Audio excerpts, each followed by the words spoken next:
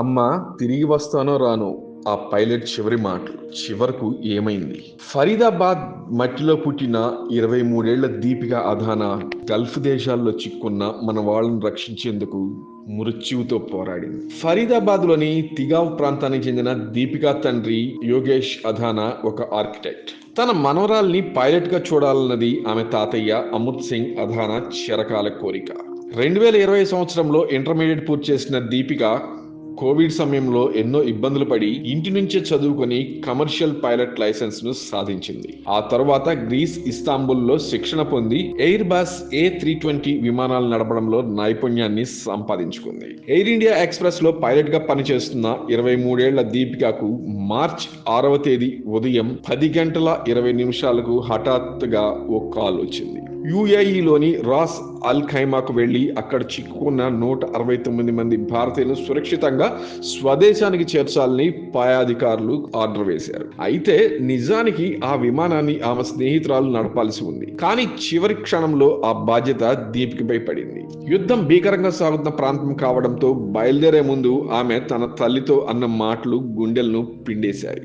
అమ్మా, bye bye, నేను తిరిగి వస్తానో లేదో కూడా నాకు తెలియదు అని చెప్పి ఆమె విమానం ఎక్కారు. కెప్టెన్ జస్విందర్ కౌర్ నేతృత్వంలోని 6 మహిళా సిబ్బందితో ఈ విమానం రాస్ అల్ ఖైమాకు చేరుకుంది. అయితే తిరుగు ప్రయాణంలో ఒక భయంకరమైన క్షణం ఎదురైంది. టేకాఫ్ అయిన కొద్దిసేపటికే ఎయిర్ ట్రాఫిక్ కంట్రోల్ తో విమానానికి సంబంధాలు తెగిపోయాయి.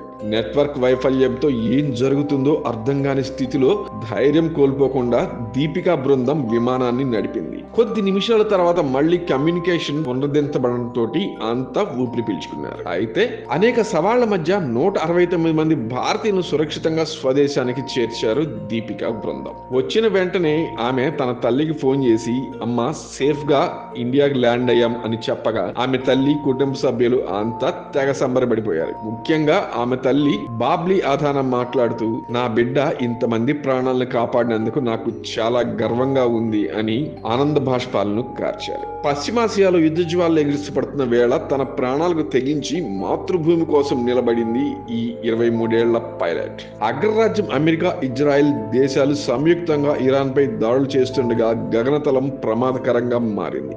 ఆ క్షణంలో ఎటు నుంచి ఏ మిసైల్ వస్తుందో, ఎటు నుంచి ఏ విమానం వస్తుందో, ఎటు నుంచి ఏ ద్రోణి వస్తుందో చెప్పలేము. ఈ క్రమంలోనే ఆమె ధైర్యంగా విమానాన్ని నడిపి యుఏఈలో చిక్కుకున్నటువంటి 169 మంది భారతీయులను సురక్షితంగా స్వదేశానికి చేర్చి వార్తల్లో నిలిచారు. ఫరీదాబాద్ కు చెందిన పైలట్ దీపిక అధానా.